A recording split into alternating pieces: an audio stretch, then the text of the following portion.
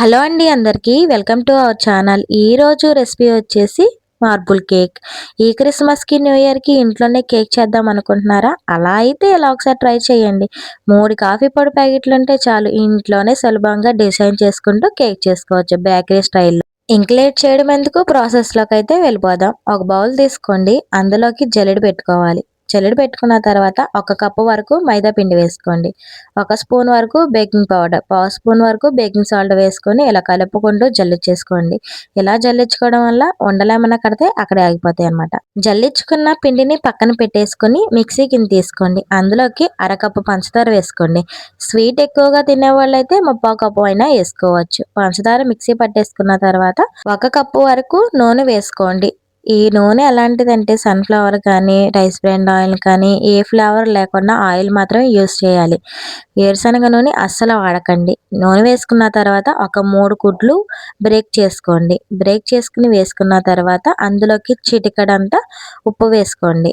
ఈ మిక్సీ పట్టుకునేటప్పుడే కాచి చల్లార్చిన ఒక 2 టేబుల్ స్పూన్ పాలు పోసుకొని మిక్సీ పట్టేసుకోండి. ఈ టెక్స్చర్ వరకు మిక్సీ పట్టేసుకోవాలి. ఇలా మెత్తగా మిక్సీ పట్టేసుకొని ముందుగానే జల్లించి పెట్టుకున్న పిండిలోకి అయితే ఈ మిశ్రమాన్ని వేసేసుకొని ఒక స్పూన్తో కానీ, లేదంటే విస్కర్తో కానీ, ఫ్లాట్‌గున్న గరిటెతో కానీ ఇలా మధ్య మధ్యలో కట్ ఇచ్చుకుంటూ పిండిని మొత్తం బాగా కలిసేలాగా ఉండలు లేకుండా కలిపేసుకోండి.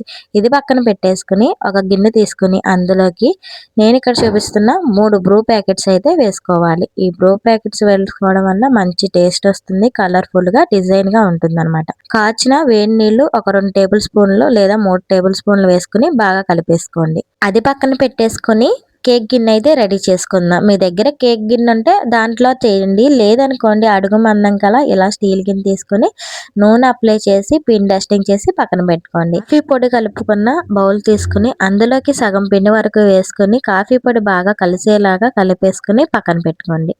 ముందుగానే డస్టింగ్ చేసుకున్న గిన్నెని తీసుకుని అందులోకి కొద్దిగా వైట్ పిండి, బ్రూ కలుపుకున్న పిండి ఇలా లేయర్ లాగా వేసుకోవాలన్నమాట.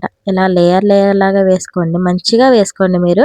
నేను ఇక్కడ కొంచెం అటు ఇటుగా అయితే వేసుకున్నాను అనమాట. మీరైతే మంచిగా వేసుకుని ఇలా లేయర్ లాగా వేసుకోవాలి. ఇలా లేయర్ లాగా వేసుకున్న తర్వాత మీ దగ్గర టూత్ పిక్ ఉంటే టూత్ పిక్ తీసుకోండి. అందరింట్లో అవైలబుల్ ఉన్నది కాబట్టి మంచిగా ఉన్న కొబ్బరి చీపురు పుల్లను తీసుకొని దాంతో అయినా ఇలా డిజైన్ వేసుకోవచ్చు అనమాట.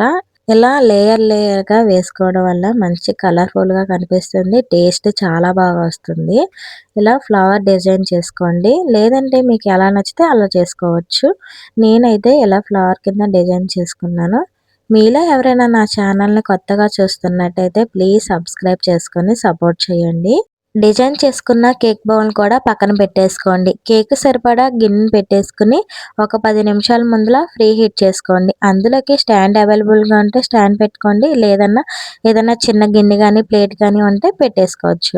ఫ్రీ హీట్ చేసుకున్న గిన్నెలోకి కేక్ బౌల్ పెట్టేసుకున్న తర్వాత ఒక 35 నుంచి 40 నిమిషాలు ఉడికించుకోవాలన్నమాట.